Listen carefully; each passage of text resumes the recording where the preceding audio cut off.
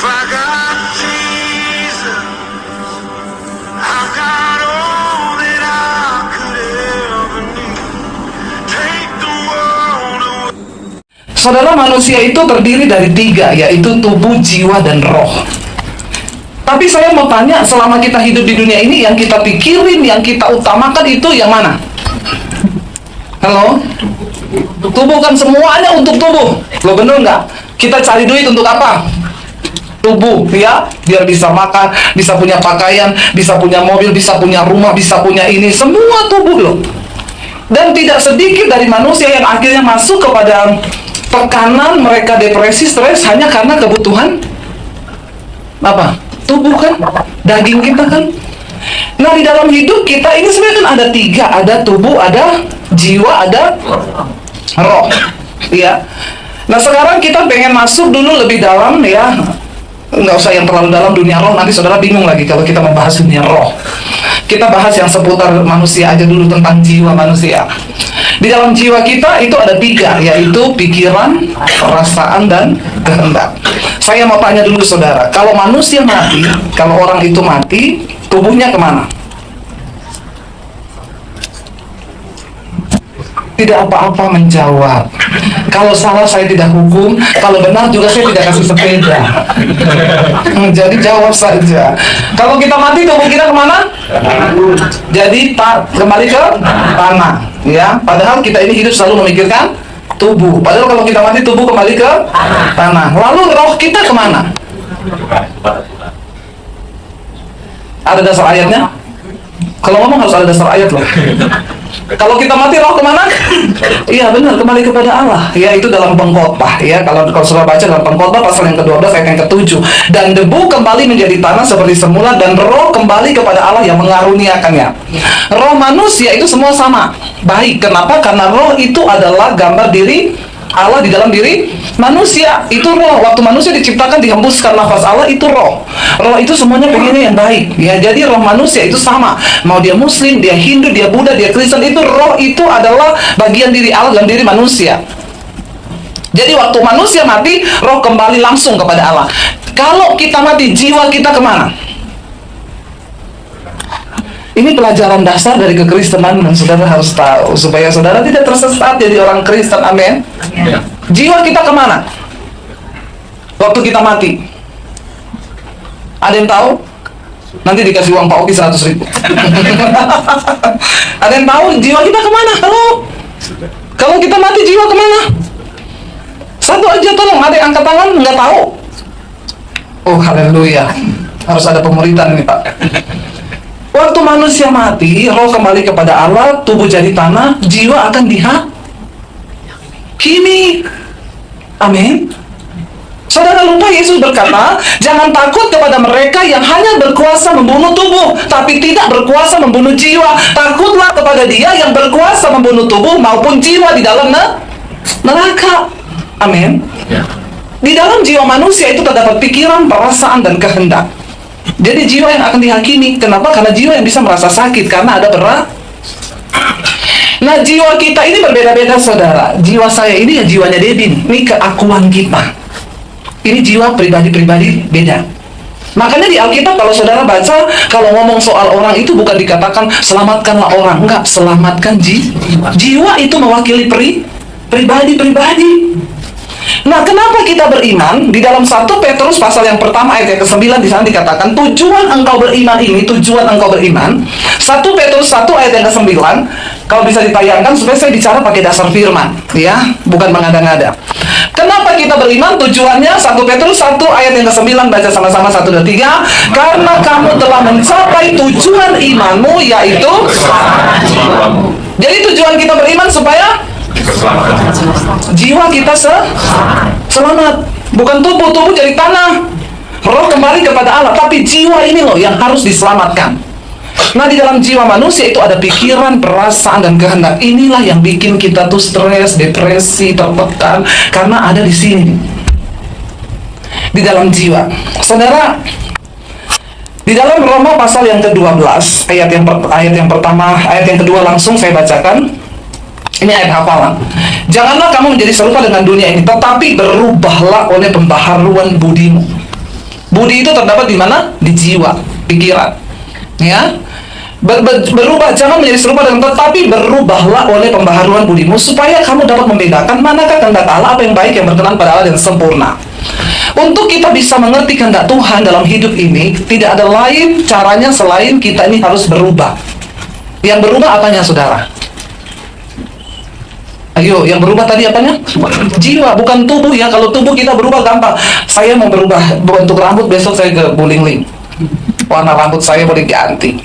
Tidak perlu mengerti kehendak Tuhan untuk berubah rambut. Amin. Jadi ada orang yang bilang sama saya gini, ibu itu ya pintar firman, tapi tidak menjadi pelaku firman. Saya tanya, kenapa? Buktinya rambutnya pendek. Kenapa? Karena di Alkitab dikatakan perempuan tidak boleh berambut pendek. Saya bilang, saya ini berambut pendek karena saya tunduk kepada suami saya. Suami saya nggak bolehin saya rambut panjang. Saya pengen sekali rambut panjang, tapi nggak boleh sama dia. Dia bilang, pertama kali saya menikah sudah lihat seperti itu, jadi tetaplah seperti itu. Saya dulu pernah coba nyambung rambut, hair extension.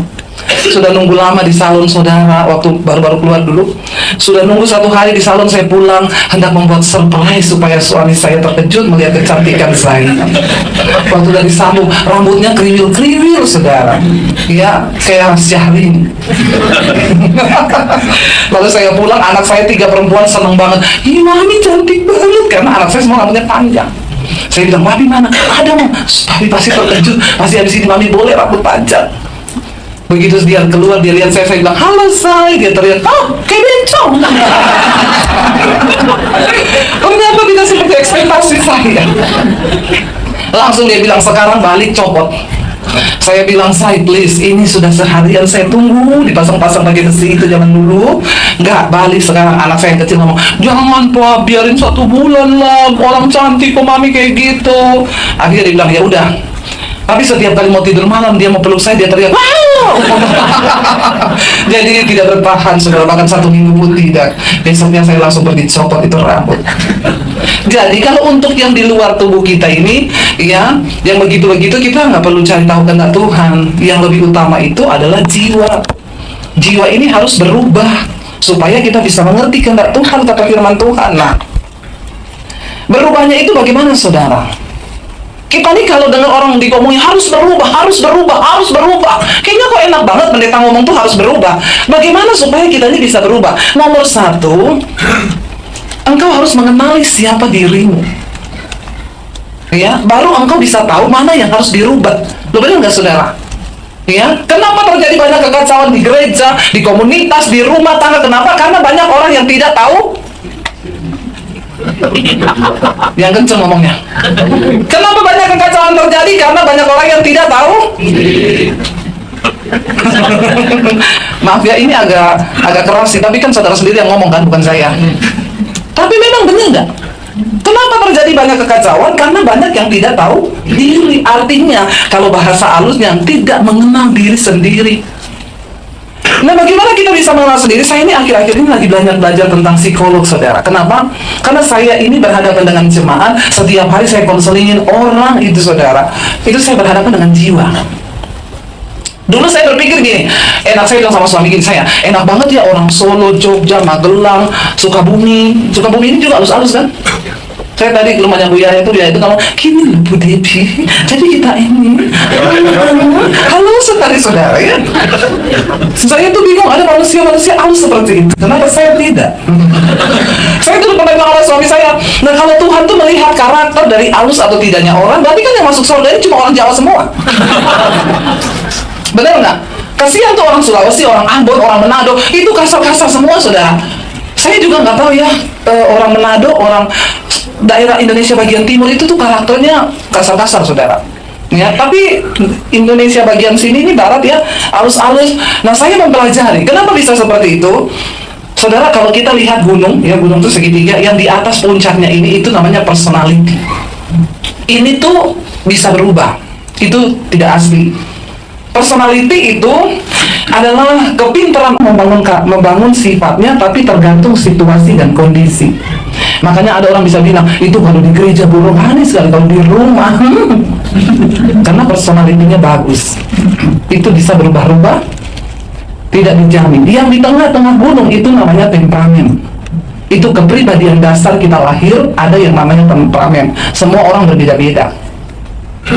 Kalau saya warnanya merah, saudara harus tahu loh warna saudara apa, supaya engkau tahu. Iya, saya pakai istilah ini aja biar lebih gampang dengarnya ya. Saya ini merah, jadi saya tahu diri saya. Orang merah itu kolerik, saudara. Kolerik itu dia punya bakat kepemimpinan, ya. Dari maunya cepat terbesar-besar, walaupun kadang salah. Pokoknya cepat dulu, bahaya memang. Ada bagusnya, ada nggak bagusnya. Nah, suami saya itu hijau. Hijau itu flegma, tenang, damai, nyaris tak terdengar. Karena dia orang Solo. Orang flegma itu kalau dicari-cari lah di daerah Solo, Jogja, Semarang, Sukabumi. Banyak orang flegma yang sabar. Suami saya kan kalau marah permisi, aku boleh marah nggak? Itu ajaib kan? Kalau saya teriak aja, dari mana? Dia bilang, oh jangan lihat toh, sepertinya saya terkejut. Ya, terkejut aja, sepertinya aku terkejut. Ini bicara tentang kepribadian loh. Lalu setelah kita masuk lebih dalam, yang di bawah gunung itu ada yang namanya karakter. Ini yang harus kuat, ini yang harus kita bentuk. Kenapa Alkitab berkata milikilah karakter Kristus? Amin. Nah, ini kita harus tahu dulu, saudara, diri kita ini siapa, kelemahan kita siapa, lalu bagaimana kita bisa mengelola jiwa kita, apa yang harus kita lakukan supaya kita bisa berubah. Karena Alkitab bilang berubahlah oleh pembaharuan di dalam jiwamu. Saya kemarin wawancarain satu orang transgender. Nanti saudara lihat di channel YouTube saya. Yang belum subscribe, tolong subscribe. Kalau nggak ngerti subscribe, subscribe lah gitu ya. Dia umur 18 tahun sudah transgender. Dia bukan hanya operasi payudara, sampai ke kelamin. Umur 20 sudah keluar surat dari pemerintah, secara hukum sah dia menjadi wanita. Dia bilang, saudara, ya, kenapa dia bisa jadi gitu? Nah, ini lagi, temperamen kita, personality kita itu bisa terbentuk karena lingkungan di mana kita dilahirkan. Karena dia punya saudara banyak perempuan, dari kecil dia tuh bergaulnya sama kakak-kakak dan adiknya perempuan. Dia dikasih pita-pita, ya, mainnya masak-masakan. Nah, akhirnya terbentuklah jiwanya ke sana. Sampai akhirnya waktu dia mulai sekolah, dia nggak nyaman dengan dirinya. Kenapa? Karena dia merasa ada yang aneh dengan dirinya, ya. Makanya orang tua perlu diperhatikan anaknya, ya. Akhirnya saudara, dia umur 18 sudah transgender, umur 20 sudah, lalu dia menikah dengan laki-laki asli. Umur 22 dia menikah dengan laki-laki asli, dan itu cantik banget dia, saudara, cantik. Saya lihat foto-fotonya, dia tinggal di Amerika, dia pakai celana pendek, pakai rok mini, aduh, lebih feminin dia daripada saya. Ya, benar-benar kayak perempuan asli. Lalu akhirnya dia mulai membangun rumah tangga, cuma bertahan 2 tahun lalu bercerai. Orang yang bermasalah dengan dirinya sendiri itu nggak mungkin bisa bahagia, dan bahkan dia bisa merusak kebahagiaan orang lain karena dia bermasalah dengan dirinya sendiri. Makanya hamba Tuhan tuh perlu beres, kalau enggak dia akan jadi masalah buat banyak orang. Kita akan melayani banyak jiwa loh kalau kita sendiri bermasalah, bahaya, saudara. Lalu akhirnya dia pacaran lagi dengan cowok, lalu putus lagi, kecewa sampai berapa kali, akhirnya dia stres dengan hidup. Tubuhnya sudah berubah, tapi jiwanya masih sakit. Makanya nggak bahagia. Orang mau operasi plastik sampai kapanpun, dia mau operasi sampai seperti apa, kalau jiwanya sakit, dia nggak akan pernah puas dengan dirinya. Yang kita butuhkan adalah kesembuhan jiwa. Waktu jiwa kita sembuh, maka kita bisa menerima tubuh kita. Amin. Kenapa orang sibuk, oplas sibuk, ini permak, tetapi nggak pernah, dan itu makin ketagihan. Kenapa? Jiwanya yang bermasalah. Lalu dia karena jiwanya bermasalah, sakit, dia pindah ke agama seberang, dia umroh pakai jilbab, karena dia pikir di sana dia akan menemukan kedamaian. Ternyata makin stres, saudara, makin stres. Akhirnya satu kali dia berbalik lagi ke Kristen. Kalau dia ke gereja, dia dijamah Tuhan, jiwanya dilawat Tuhan, dijamah Roh Kudus, lalu dia mulai masuk ke gereja, lalu mulai pelayanan sebagai berdoa. Tidak ada satu orang pun yang tahu kalau dia itu laki-laki. Dia pakai rok cantik, rambutnya panjang, nggak kelihatan laki-laki. Semua panggil, Bu, iya mari Bu, masuk Bu. Waktu dia mulai mengenal Tuhan, dia mulai mendengar firman. Alkitab, firman Tuhan bilang, firman Tuhan ini berkuasa. Dia bahkan bisa memisahkan antara jiwa dan roh. Ingat saudara, perkataan firman itu sanggup memulihkan jiwa. Waktu dia terus dengar firman, dia mulai sadar bahwa jiwanya sakit. Sudah ke gereja menjadi pendoa. Kalau engkau sekalipun ke gereja bertahun-tahun, puluhan tahun jadi pendoa, jadi pendeta, jadi gembala sekalipun, kalau jiwamu sakit, engkau akan terus bermasalah dan bikin masalah. Lalu dia bilang, saudara, dia mulai merasa ada yang salah. Siapa yang bisa membuat dia sadar seperti itu? Firman. Kuasa Roh Kudus lewat firman Tuhan. Dia mulai merasa, aku ini ada yang gak beres. Aku bisa membohongi semua orang bahwa aku perempuan, tapi aku tidak akan pernah bisa membohongi diriku sendiri. Bahwa identitasku yang dilahirkan oleh Tuhan ke dunia ini, aku adalah seorang laki-laki. Padahal udah transgender, kurang apa? Ya, tapi jiwa itu, saudara, berbicara. Akhirnya dia bilang satu malam, lagi dia galau, jiwanya mulai menyuruh dia untuk terbuka, kasih tahu, kamu keluar dari kemunafikan ini. Kamu gak bisa sembunyi karena kamu akan tertekan sendiri. Roh Kudus mulai melawat dia. Malam itu juga dia ketok pintu rumah pendetanya. Pak pendeta dibuka. Kenapa, Pak? Saya mau pengakuan dosa, Pak. Kenapa? Saya menipu selama ini. Kenapa, Bu? Kenapa, Bu? Pak, saya ini laki-laki. Pendetanya malah kayak, bercanda loh ibu ini, karena memang cantik, saudara. Nanti ya, saudara lihat dia foto-fotonya, cantik banget, beneran, saya nggak bohong. Nggak ada sedikit pun kelihatan dia itu cowok. Ibu ini bercanda, beneran, Pak, saya transgender. Lalu, Pak, saya nggak sejahtera. Bapaknya itu ngomong pertama gini, ya kalau memang ibu sudah sejahteranya begitu, ya nggak apa-apa tuh, gitu aja. Enggak, saya nggak mau. Ada sesuatu yang menuduh di dalam diri saya, bahwa ini nggak benar. Malam itu juga dia pergi cari salon, saudara. Buat apa? Potong rambut. Padahal rambutnya kriwil-kriwil kayak ibu nih yang kuning, yang kriwil-kriwil itu, ya. Sayang kan kalau dipotong kan, saudara. Tapi dia pergi cari malam-malam. Dia bilang, ibu bayangkan iblis itu memang gak seneng bu orang mau berubah. Saya cari salon malam-malam, mau masuk ke salon tuh gak ada parkiran, penuh semua. Lalu saya cari taksi, bu. Saya parkir mobil saya di pinggir jalan, saya cari taksi, saya pikir biar saya turun dari taksi, saya langsung lari. Begitu mau turun, hujan deras banget dan petir menyambar-nyambar. Tapi saya bilang, enggak, saya mau bertobat Tuhan. Dia masuk ke salon, dipotong cowok, saudara. Habis potong cowok, dia pulang, dia berdoa, dari situ dia mulai kasih tahu ke orang-orang.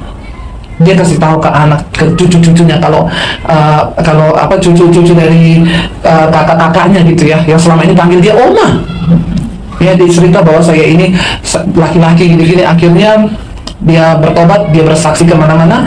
Bulan Oktober kemarin dia baru habis angkat payudara, dioperasi lagi, dikembalikan seperti semula. Tetapi untuk kelamin sudah tidak bisa. Tapi dia bilang, gak apa-apa, tapi aku menemukan identitasku. Aku adalah seorang laki-laki. Ya, saudara lihat loh, sampai yang seperti itu tuh Tuhan bisa ubahkan loh, saudara. Kalau jiwanya itu menyadari.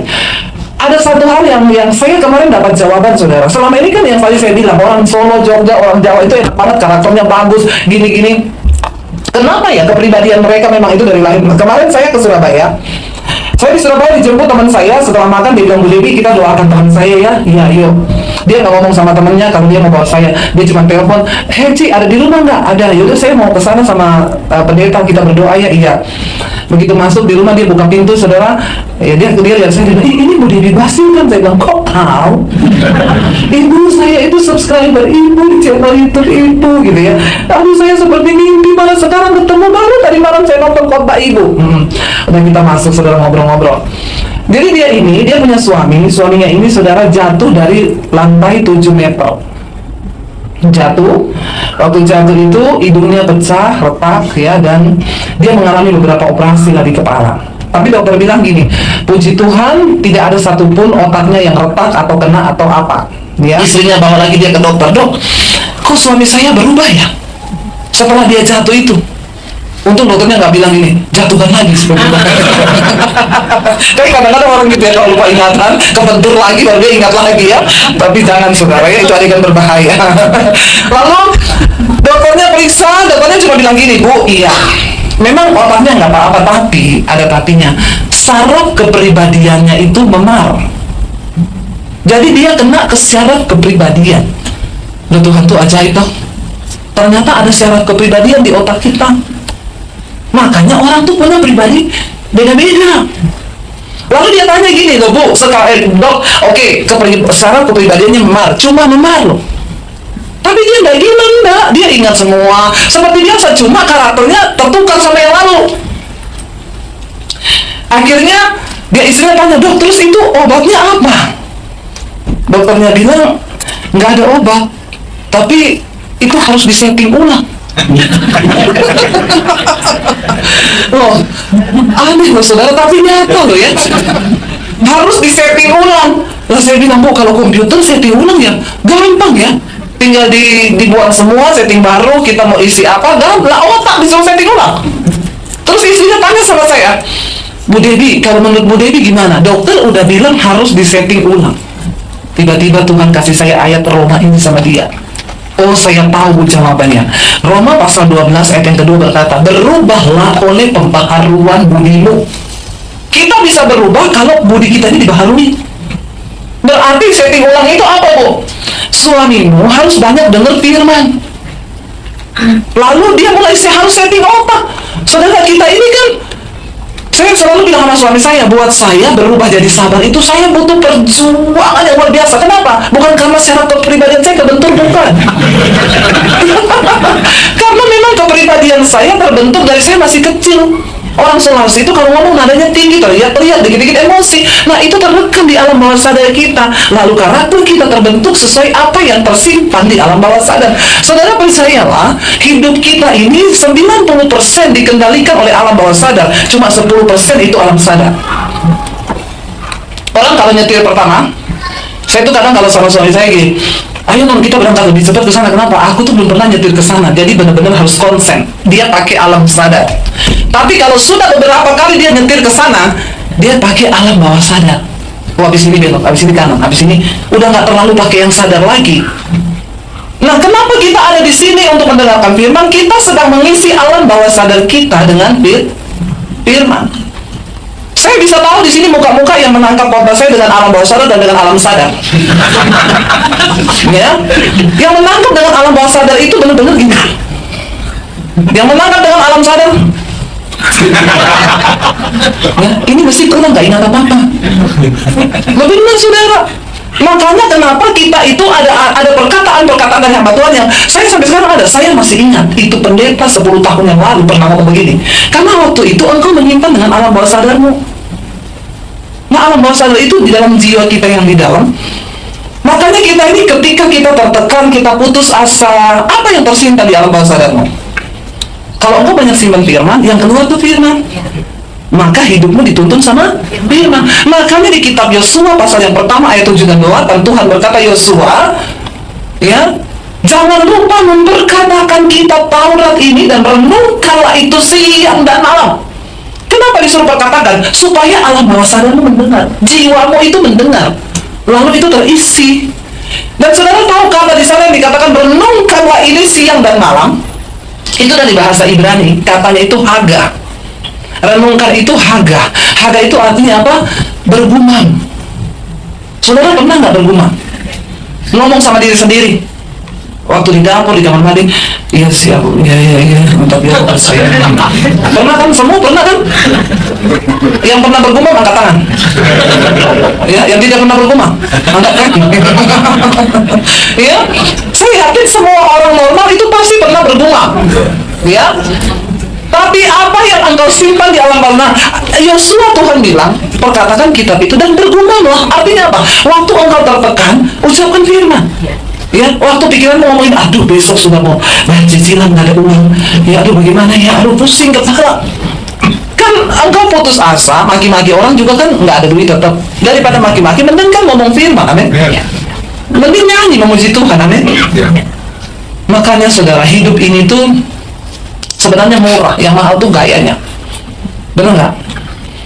Kita mau makan yang satu hari 5.000 ada, mau makan yang satu hari 50.000 ada, mau makan yang satu hari 500.000 ada, makan yang satu hari 5 juta ada nggak? Ada di Jakarta. Ya, Masuk di PI itu saudara makan steak ya 200 gram 1,5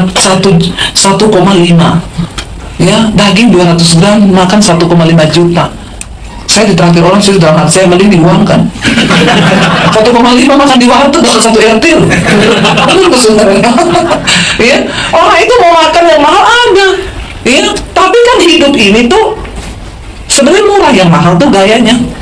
Dan karena gaya itu banyak orang jadi stres. Makanya Alkitab bilang cukupkanlah dirimu dengan apa yang ada padamu. Saudara, yang bikin orang itu darah tinggi, kolesterol tinggi, jantung itu bukan makanan sebenarnya, tapi cicilan. Amin. Karena ada 2 hal di hidup ini yang bikin jantung berdenyut dengan cepat. Yang pertama jatuh cinta, yang kedua jatuh tempo. Makanya hindarilah itu kan. Kalau nggak perlu-perlu nggak usah utang lah ya. Toh juga kita nggak bawa mati kok semua yang kita. Kalau engkau diberkati lebih, untuk apa? Ayo ya, pakai hartamu itu untuk membangun kerajaan Allah di bumi ini. Karena itulah yang sampai pada kekekalan. Kemarin yang gempa di Palu itu ada satu restoran rumah makan saudara, 5 lantai. Waktu gempa terjadi, bayangkan itu gempa 7,4 skala Richter, 1 menit yang mati 10.000 orang. 1 menit digoncang sama Tuhan, cuma 1 menit. Saya mau tanya, 1 menit itu lama atau cepet? Cepet kalau nunggu orang. Kalau gempa 1 menit lama. Makanya yang mati 10.000. Ada satu restoran itu 5 lantai saudara. Waktu gempa semua karyawannya berlari keluar, termasuk pemiliknya. Pemilik suami istri nggak punya anak, orang kaya. Lari keluar sampai di luar, nggak tahu dia ingat apa, balik berdua suami istri ke dalam. Waktu mereka balik, ambruk gedungnya. Jadi semua karyawan selamat, yang meninggal pemiliknya. Waktu dievakuasi, polisi menemukan 2 karung sertifikat tanah dan uang miliaran di dalam. Tapi mereka berdua mati di dalamnya dan mereka nggak punya anak.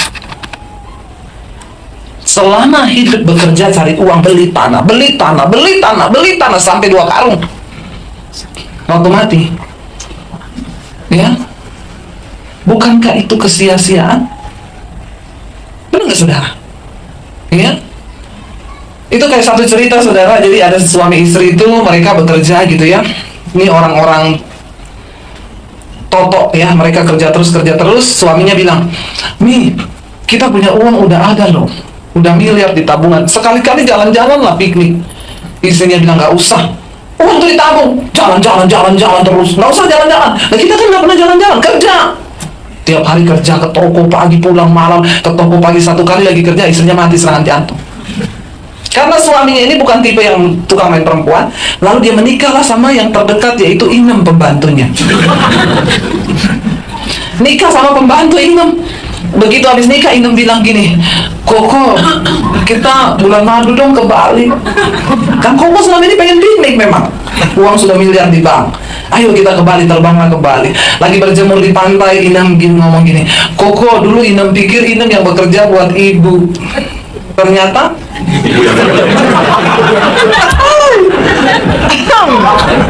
itu adalah kesia-siaan."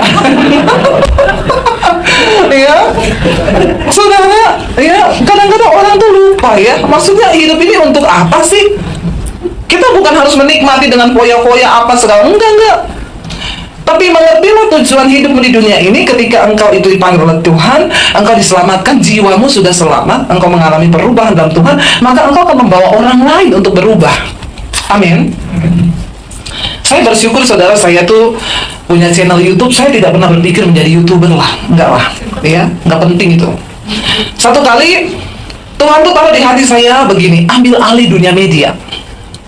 Bagaimana caranya Tuhan dunia media? Saya pikirnya kalau media itu televisi. Dulu saya belum ngerti YouTube. Udah ada tapi nggak ngetrend YouTube. Televisi. Jadi saya tanya beberapa teman yang kerja di televisi, gimana ya kalau bikin acara di TV?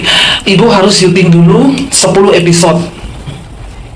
Ya, minimal ibu harus sudah punya 10 episode, lalu kasih ke kita. Tapi standarnya harus standar TV, lightingnya, syutingannya. Jadi ibu sewa studio kita aja supaya nggak ulang-ulang. 1 kali sewa 1 episode 6 juta. Berarti kalau saya mau bikin 10, 60 juta. Aduh, mahal sekali ya. Mau ambil alih dunia media. Ya sudah. Terus itu udah pasti keterima belum? Belum. Itu kita akan lihat dulu acaranya masuk apa enggak. Ya, kalau gitu sudah saya melupakan. Beberapa TV minta saya untuk khotbah rutin dari Good TV, TV kabel yang dari Korea, tapi mereka juga punya cabang di Indonesia, di Jakarta. Saya syuting, saya pikir oh sudah Tuhan, saya sudah ambil dunia media. Ternyata suara itu bicara terus. Satu kali saya pelayanan di Bali, ya, karena Tuhan bilang gini, media itu sekarang benar-benar dipakai iblis untuk menghancurkan banyak orang. Sekarang dunia ada dalam genggaman. Banyak sekali orang bercerai gara-gara handphone. Bener nggak? Mulai dari yang suami tukang main game. Kemarin saya konseling orang, Bu, suami saya tiap hari main game terus nggak pernah kerja. Ibu saya stres lihat suami saya. Ibu tahu saya yang kerja banting tulang, akhirnya saya usir dia kemarin. Tolonglah suami-suami ya. Sekarang bukan cuma ibu-ibu yang terikat dengan HP, ini suami-suami juga. Bangun pagi langsung cari HP. Jujur nggak, bangun pagi kita gini-gini kan? Dan cari apa? HP, bertobat. Kalau nggak yang begitu, ibu suami saya selingkuh, sejak dia pegang HP. Memang ini media benar-benar saudara. Jadi setan sekarang bukan lagi pocongan, kuntilanak, genderuwo. Yang begitu sudah tidak muncul, benar nggak? Saudara nggak bakal lihat lagi yang kalau begitu. Kenapa? Udah kalah pamor. Dia sembunyi aja di gudang-gudang tua, dicari sama sutradara sama kameramen. Benar nggak? Sekarang kan laku tuh acara yang masuk di rumah kosong. Kenapa? Cari setan. Di syuting. Ya, sampai setan bengong, setan bilang, memang udah mau kiamat. Kenapa kata setan? Bukan kita yang ganggu manusia, manusia yang ganggu kita. Kata setan, tidak ada tempat aman lagi bagi kita di dunia ini. Setan bilang sama Tuhan, aku udah gak mau jadi setan Tuhan. Kenapa? Manusia lebih setan dan setan. Aduh, bertobat kita ya, setan bilang bertobat kau. Mengerikan loh saudara. Kenapa? Karena memang sekarang ini yang enak-enak itu yang menghamba manusia. Lalu akhirnya saya ke Bali di bidang pelayanan. Saya ketemu saudara, jadian kita di satu kafe, saya sama mami saya. Mereka lagi ada syuting di kafe itu, di kolam renang. Kebetulan produsernya duduk di samping meja saya, dia pegang laptop. Saya tanya, Pak, lagi bikin apa? Bikin siaran TV, Bu. Oh, buat TV di mana? SCTV? Oh, bukan, Bu. Kita TV di YouTube. Terus saya bilang, oh bisa ada TV di YouTube. Loh, ibu tuh salah. Sekarang artis-artis semua beralih ke YouTube. Kenapa? YouTube itu lintas negara, lintas budaya, lintas agama. Dia benar-benar mendunia. Kalau lintas planet juga bisa, mungkin bisa. Kalian pada nonton kita. Lalu saya tanya sama dia gini, kan dia lagi pegang laptop di sini. Oh gitu ya. Berarti saya bisa ya bikin channel YouTube ya. Saudara tahu mukanya dia gini. Dia tuh melihat saya miring banget ya, ngajak berantem mukanya. Saya cuma bilang gitu loh, saya cuma bilang berarti saya bisa bikin channel YouTube dia gini. Di semua orang juga bisa, tergantung kontennya apa. Saya bilang biasa aja kali mukanya. Orang cuma tanya, bilang begitu saudara. Lalu karena dia lagi buka-buka laptop di situ, buka YouTube, jadi saya bilang gini, Pak, coba ketik nama saya di situ. Dia lihat saya lagi, siapa? Agak jengkel juga sih ya. Saya sebut Delta Eko berapa Yankee, Devi Basjir, diketik sama dia, Devi Basjir, klik dicari, muncul banyak banget saudara. Terus dia bilang gini, Ibu, ini ada yang nonton punya Ibu 200.000 lebih tuh. Saya gini, bukan mau sombong ya, cuma agak sedikit angkuh.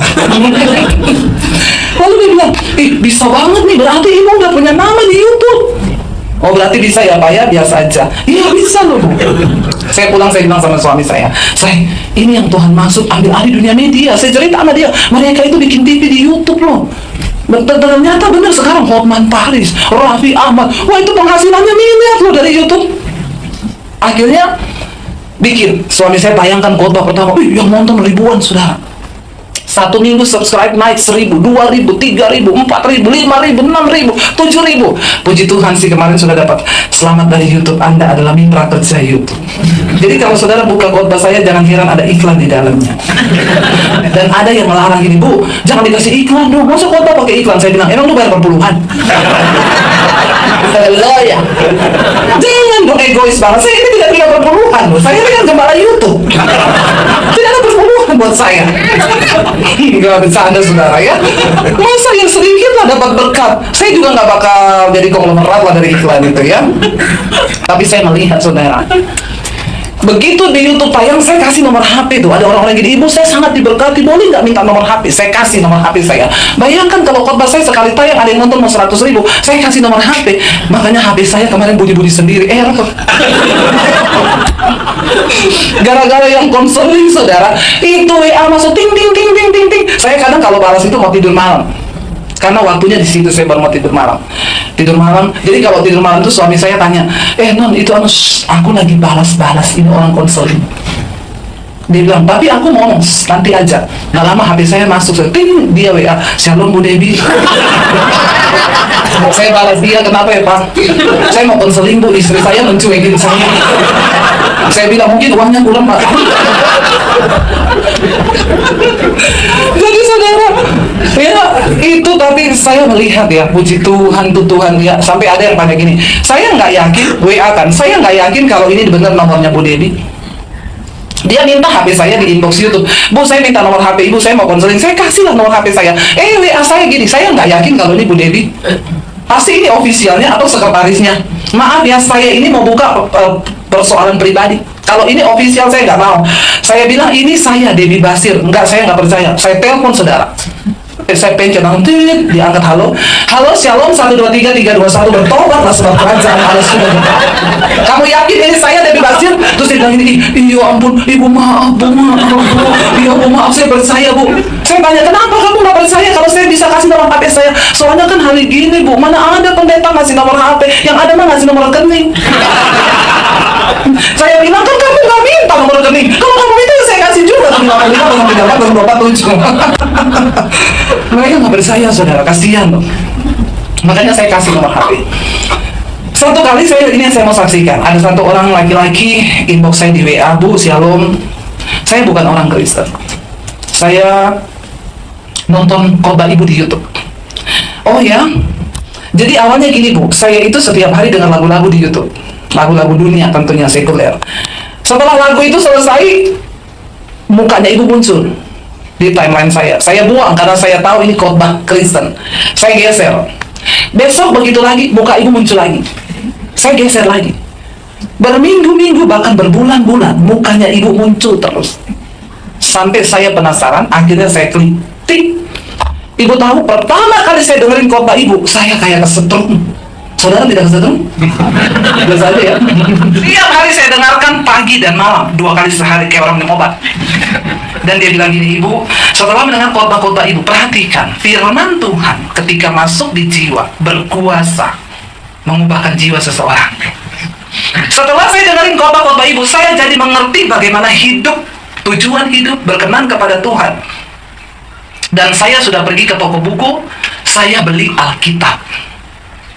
Saudara lihat siapa yang mendorong dia untuk pergi beli Alkitab? Ada orang yang tiba-tiba ke agama lain suruh dia pergi beli Alkitab di toko? Kalau bukan karena firman Tuhan, saya pengen kita baca dulu supaya saudara yakin. Kisah Rasul 2 ayat 26. Bagaimana roh, jiwa, dan tubuh itu bisa berkaitan erat dan bisa akhirnya orang melakukan sesuatu yang bahkan tadinya dia nggak mau, bisa jadi mau. Kisah 2 ayat yang ke-26. Kisah Rasul pasal 2 ayat yang ke-26, kita baca sama-sama kalau sudah dapat. 1, 2, 3. Sebab itu hatiku bersukacita dan jiwaku bersorak-sorak, bahkan tubuhku akan diam dengan. Perhatikan baik-baik, ketika hatiku ya bersukacita, dari dalam nih hati, roh bersukacita, dan apa setelah hati bersukacita maka jiwa bersorak-sorak. Ketika jiwa bersorak lalu bisa dikatakan apa? Tubuh apa? Diam dengan tentram. Jadi yang benar itu dari dalam itu muncul keluar sampai mempengaruhi tubuhmu. Kalau orang itu berusaha menutupi dari yang luar aja, itu kemunafikan dan Anda akan stres dan tersiksa. Contoh, nggak bisa tidur, ke diskotik, ke karaoke, atau lari ke rokok. Setelah merokok, masalahmu selesai? Tambah banyak, malah jadi batu kan? Tapi Daud berkata, waktu aku dikejar musuh mau dibunuh, aku percaya. Hatiku percaya kepada Tauratmu, lalu jiwaku menjadi tenang, maka aku berbaring dengan aman. Orang kalau nggak bisa tidur, engkau ke dokter dikasih obat. Yang diobati sarafmu, bukan jiwamu. Halo? Amin? Jadi saudara, ketika seseorang mendengarkan firman, maka firman itu akan mempengaruhi jiwanya. Ketika hatinya menerima firman, lalu jiwanya itu percaya, jiwanya tenang, dia melangkah bertindak, pergi beli Alkitab. Lalu setiap hari dia baca Alkitab. Lalu satu kali Tuhan suruh saya bikin tema khotbah gini, akibat dosa tersembunyi. Tuhan bilang khotbahin tentang itu. Ayatnya dari mana? Dari kisah Daud jatuh dengan Betseba. Ini banyak disalahgunakan ayat ini oleh hamba-hamba Tuhan yang jatuh dalam perzinaan. Dia bilang, gak apa-apa, Daud sama Betseba aja jatuh. Ya, waktu saya pergi ke Israel, saudara, saya datang ke istananya Daud. Saya tanya sama tour guide-nya orang Israel, kamar mandinya Betseba di mana? Memang istananya Daud itu ternyata kan di atas, di bawah itu kan rumah-rumah. Jadi memang benar mungkin kelihatan tuh kamar mandi dari atas. Tapi bukan itu yang akan kita bahas. Daud jatuh dalam Betseba. Nah, Tuhan suruh saya bahas tentang itu. Waktu saya tayangkan khotbah itu, yang nonton hampir 100.000. Dan saya terkejut, orang WA mulai buka tentang dosa-dosa mereka. Ternyata karena selama ini jiwanya mereka nggak pernah dengar tuh kebenaran. Jadi mereka enak tuh hidup dalam dosa. Termasuk laki-laki ini. Lalu dia bilang gini, ibu saya kemarin nonton khotbah ibu yang judulnya akibat dosa tersembunyi. Ibu saya mau pengakuan dosa. Jiwa saya nggak tenang bu. Saya disuruh harus ngomong ke ibu. Ibu saya mau pengakuan saya seorang homoseksual. Apa yang harus saya lakukan? Dia bilang, apakah di Kristen homoseksual itu dosa bu? Saya bilang iya. Semua agama mengharamkan homoseksual dan lesbian. Kenapa bu? Karena saya bilang Tuhan menciptakan kodrat ilahi itu laki-laki sama perempuan, jantan sama betina. Saya tanya dia, kamu pernah lihat nggak ada kucing jantan naksir sama kucing jantan? Pernah kamu lihat anjing jantan kawin sama anjing jantan? Nggak pernah bu. Itu binatang yang tidak punya akal budi, yang tidak punya jiwa, ya. Itu bisa ngerti kodrat ilahi itu jantan sama betina. Lah masa ada manusia yang diciptakan dengan akal budi lalu bisa menghalalkan segala cara? Itu kamu menentang kodrat ilahi dan itu dosanya dimurkai Tuhan. Makanya Tuhan bilang tidak masuk surga itu banci, pemburit, itu tidak mendapat bagian dalam kerajaan Allah. Lalu dia bilang gini, bu, pertanyaan saya berikutnya, apakah seorang homo bisa sembuh? Saya bilang, kalau engkau bertanya kepada saya, maka saya bilang bagi Tuhan tidak ada yang mustahil. Tapi semua orang bilang gak bisa. Bisa. Jangan blok mentalmu, jangan blok jiwamu dengan perkataan orang yang berkata itu gak bisa. Bilang bisa bersama Tuhan. Kenapa? Karena Tuhan tidak cari orang yang mampu, Tuhan cari orang yang mau. Ketika engkau mau, maka Tuhan akan menyembuhkan. Makanya tadi saya bilang, kita ini harus sadar dulu bahwa kita ini sakit. Kalau kita nggak merasa kita sakit, ya kita bagaimana mungkin diubahkan. Benar nggak saudara? Lalu akhirnya dia bilang, oke bu, saya ini kan jauh bu, saya di Bali. Bagaimana caranya saya bisa menghubungi ibu supaya ibu mendoakan saya? Saya bilang, kamu nggak perlu ketemu saya. Tidak ada pendeta hebat yang bisa tumpang tangan sama kamu atau tumpang kaki, lalu kamu sembuh. Nggak bisa. Lalu bagaimana bu? Imanmu lah yang akan menyelamatkan engkau. Saya mau ajar saudara supaya jadi jemaat yang dewasa. Jangan cari-cari pendeta terus, amin. Nanti saya capek. Ya, bayangkan kalau saya harus layani 100 orang setiap hari, 100 orang. Saya setiap hari konselingin orang loh saudara. Ya, dan kalau saya ini tidak punya jiwa yang kuat, saya juga bisa depresi. Kenapa? Itu sampahnya orang semua yang saya timbun. Benar nggak? Yang heboh lagi ibu-ibu, Bu Debbie suami saya selingkuh. Ibu tolong doakan suami saya, Bu, puasa buat suami saya. Emang itu lakinya siapa? Kenapa kau suruh saya berdoa buat suamimu? Suami saya saja jarang saya doakan. Karena dia sudah bisa berdoa sendiri. Nah jangan, saya bilang tidak ada doa dari pendeta yang terhebat manapun buat seorang suami kecuali doa ya istrinya lah. Tolong jadi jemaat yang dewasa, amin. Ya. Dia di Bali.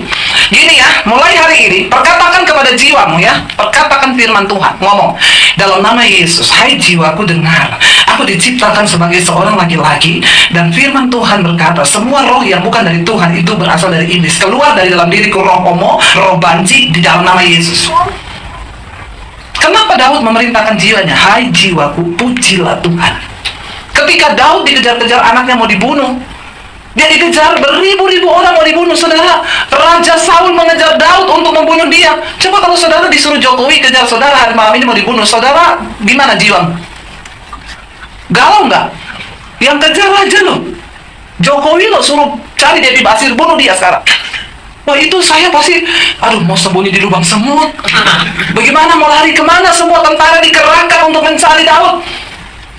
jiwanya stres, depresi, tertekan.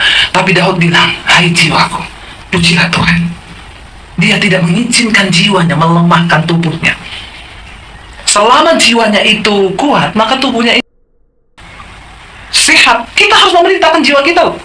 Kenapa? Karena kalau jiwamu sakit, maka tubuhmu itu ikut sakit.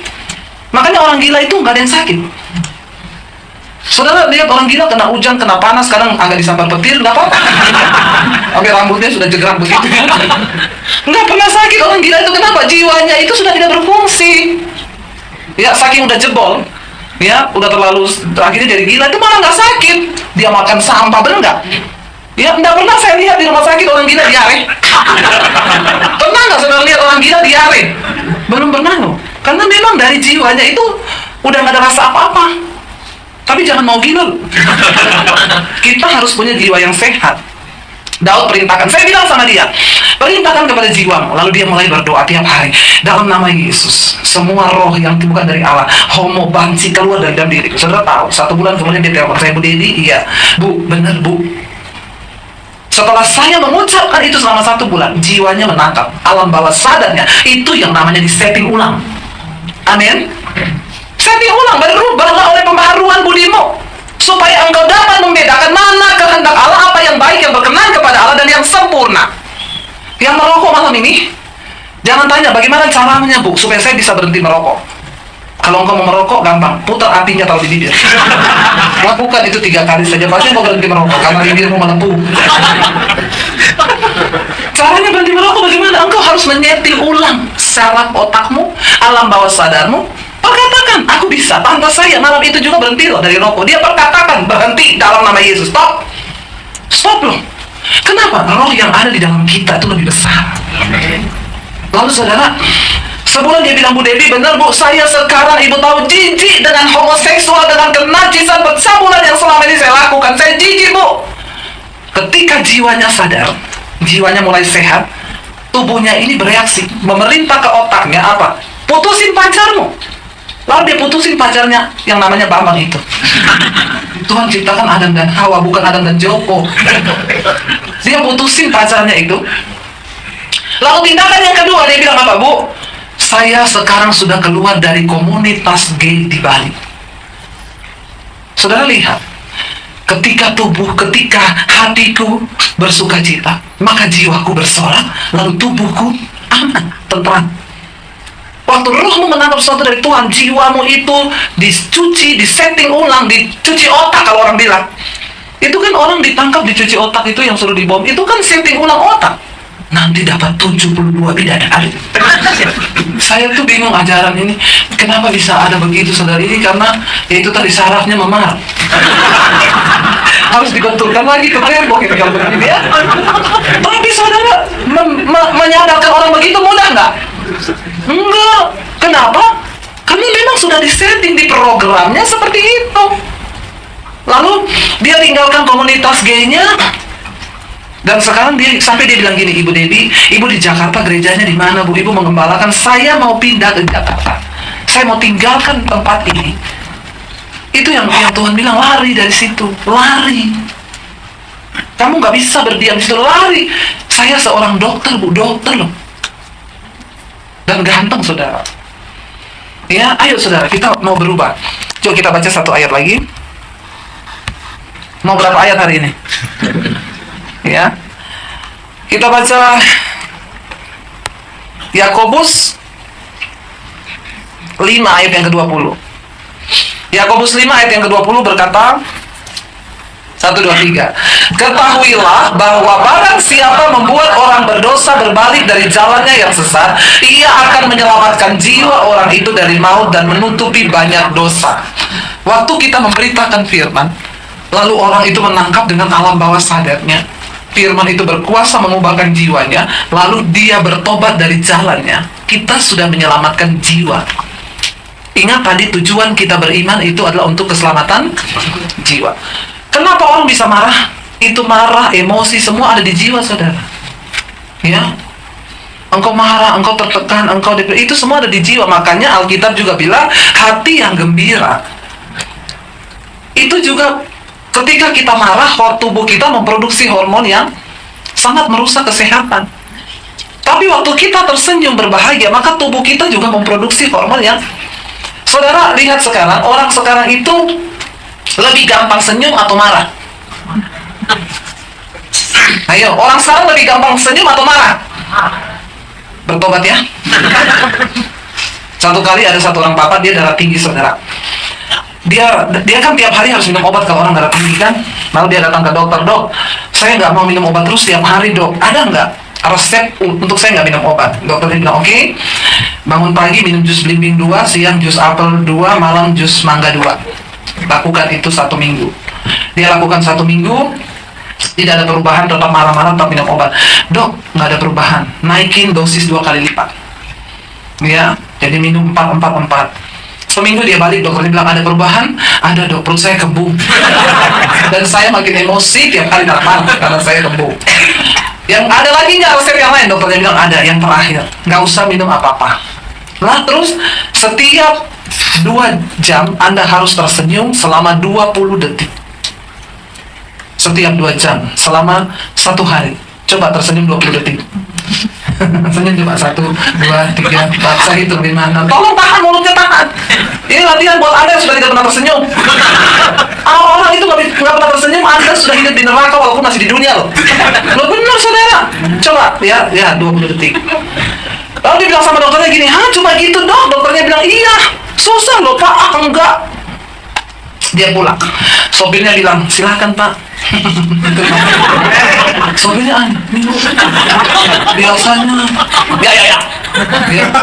Begitu pulang sampai di rumah, istri tanya, dari mana pak? Dari dokter. Dia hitung sampai dengan 1, 2, 3, 20 detik. Istrinya gini, biasa tanya malam-malam. Nggak usah tanya urusan saya mau dari mana yang beri saya pulang. Ini dari dokter. Ya, besok pagi dia bangun pagi, anak istrinya semua sudah di meja makan. Semua gini, pagi pak. Pagi. Dia tanya sama anaknya, kuliahmu gimana? Karena kalau senyum nggak bisa marah kan? Nggak mungkin orang senyum. Nggak bisa saudara. Ya, nanti dia tanya sama anaknya, kuliahmu gimana? Ya, anaknya gini. Ya, padahal biasa bangun pagi, kuliahmu gimana? Jangan minta tahu terus, kau selesaikan kuliahmu itu cepat. Ya, ini kan karena senyum nggak bisa gitu. Selesaikan kuliahmu ya. Dia hitung 1, 2, 3. Lama banget. Dia pergi ke kantor saudara. Waktu sampai di kantor, pegawainya semua lagi ketawa-ketawa kan. Begitu dengar pintu buka, semua ini, bos dah. Ada orang itu membawa roh kuda merah. Anda tahu itu roh kuda merah di kitab Wahyu, roh pencabut damai sejahtera. Orang lagi damai, dia datang langsung hilang damai. Ini kan berarti pembawa roh kuda merah. Lihat kanan kiri mau ada nggak? Ya. Jadi dia datang, karyawan lagi ketawa semua, begitu datang, semua jadi diam. Dia masuk ruangan, semua pegawainya gini, pagi pak, dia gini. Pagi. Wih, semua kaget saudara. Dia jalan sepanjang ruangan, dia hitung 20 detik. Ya, begitu dia masuk pegawainya gini. Berubah loh. Perhatikan setting ulang. Ini namanya setting ulang kan? Otak pemerintah harus tersenyum 20 detik. Sampai di dalam ruangan, pegawainya ketok pintu. Ini saat yang paling mendebarkan. Karena apa? Laporan keuangan. Wah, di sini biasa dia kalau ada salah angka dia teriak, goblok. Pegawainya ketuk pintu dan gemetaran. Buka pak, pagi mau bawa laporan keuangan. Iya, silakan duduk. Ini pak, tolong diperiksa, dia periksa. Ada tanggal yang ada 1 angka salah. Ini kenapa salah ya goblok ya?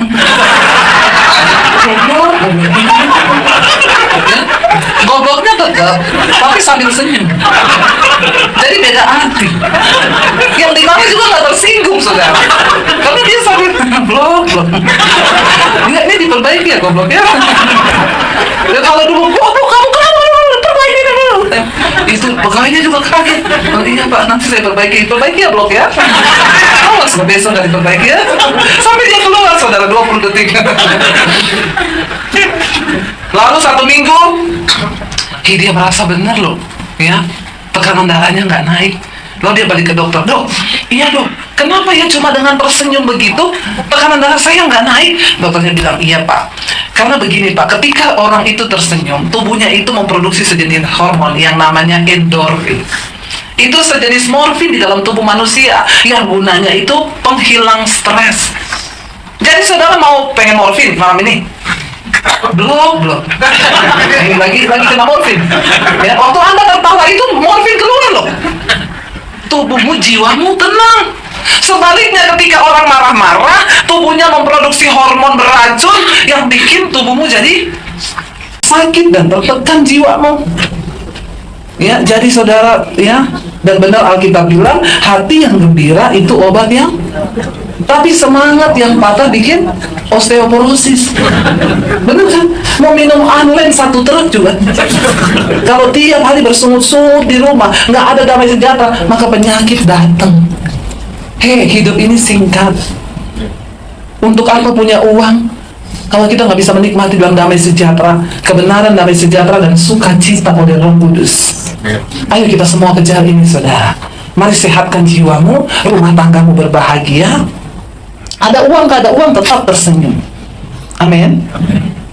Jangan terlalu bikin berat hidup, ya. Kenapa? Karena uang itu tidak dibawa, tapi nggak ada uang bawaannya. Saya baru mau coba mempermainkan kata, Anda sudah tertipu loh. Ya, uang tidak dibawa, mati. Nggak ada uang bawaannya. Nggak, ya, nggak ada uang, jangan sampai mau mati, ya. Hidup ini adalah ketika kita mensyukuri apa yang kita masih miliki. Dan ingat, hidupmu ke depan, kita nggak pernah tahu sampai kapan kita hidup.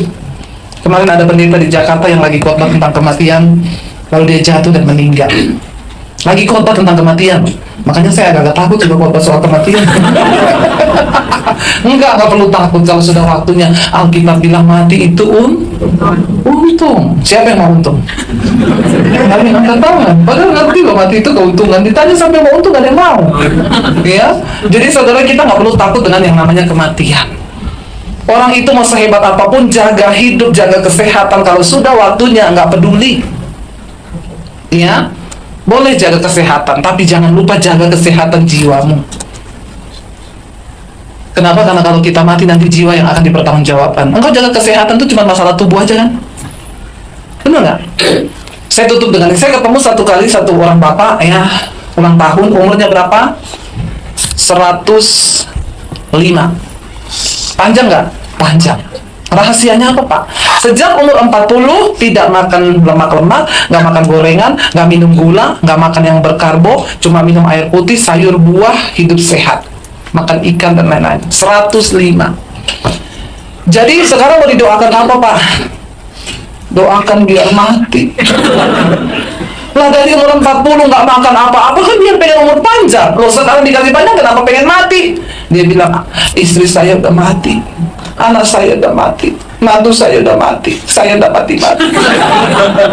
Ya, jadi saya bilang sabar Pak, tunggu waktunya, nanti di absen. Saya berdoa tapi tidak berdoa buat dia mati. Ya, minggu depannya saya diundang, ya, ke ulang tahun Bu Debi, ulang tahun oma saya, ya, kata seorang ibu-ibu khotbah, ya, omanya Bu, oh, masih ada, omanya ada. Sampai sana, omanya duduk di kursi, umur berapa? 102 tahun. Wih, 102 tahun oma, masih sehat. Saya tanya, oma, rahasia umur panjangnya apa? Dia jawab, minum Coca-Cola sama es batu. Saya pikir ini oma pikun pasti. Saya panggil cucunya, Bu, sini Bu. Kayaknya omanya pikun. Kenapa? Saya tanya rahasia umur panjangnya apa? Dia bilang minum Coca-Cola sama es batu. Cucunya bilang, benar Bu Devi, itu tiap makan dari muda pasti sama Coca-Cola dan es batu. Terus dia diet apa gitu? Ada minum ginseng apa-apa? Enggak, semua dimakan. Sampai 101? Iya. Jadi saya tanya, oma, mau didoakan apa sekarang? Satu saja Bu Pendeta, pengen mati. Saya ketemu orang yang umurnya 100 tahun, mintanya didoakan semua pengen. Makanya kalau berdoa umur panjang, jangan terlalu panjang-panjang. Amin, saudara. Bikin susah loh. Ketemu saya minta didoakan supaya mati. Ya saya kan nggak mungkin berdoa dalam nama Yesus, matilah Kak. Kan nggak bisa kan, saudara. Ya doakan minta berkat bisa, doakan mati masa ada mati kau mati. Kalau nggak mati, mari kita masuk ke kolam renang, Ibu. Ya, terus kita rendam dia agak lama di situ ya, kita praktis 15 menit, lalu dia buka mata langsung di rumah Bapak di surga. Kan dia nggak bisa. Makanya kalau berdoa itu tolong saudara, jangan terlalu minta panjang-panjang, rempong kalau nggak mati-mati. Karena ternyata kematian itu juga salah satu anugerah Tuhan. Karena orang kalau nggak mati-mati susah loh. Amin apa amin? Jadi ya itu tadi yang saya cuma bilang. Ya, mari kita ini jangan cuma sibuk yang kita bangun-bangun ini manusia tubuh kita. Ya, kita lupa membangun manusia jiwa nih kita. Hari ini saudara sudah tadi mendengar firman-firman. Baca satu lagi nih biar mantap saudara ya. Mari kita lihat di dalam 1 Tesalonika 5 ayat yang ke-23. Saya undang para imam musik maju ke depan. 1 Tesalonika 5 ayat yang ke-23 berkata begini, semoga apa? Allah damai sejahtera menguduskan kamu seluruhnya, dan semoga apa? Roh, jiwa, dan tubuhmu apa? Terpelihara sempurna dengan tak bercacat pada kedatangan Yesus Kristus Tuhan kita. Ingat, waktu Tuhan Yesus datang kali yang kedua, kita semua harus roh, jiwa, tubuh terpelihara sempurna. If I got Jesus, I've got all that I could.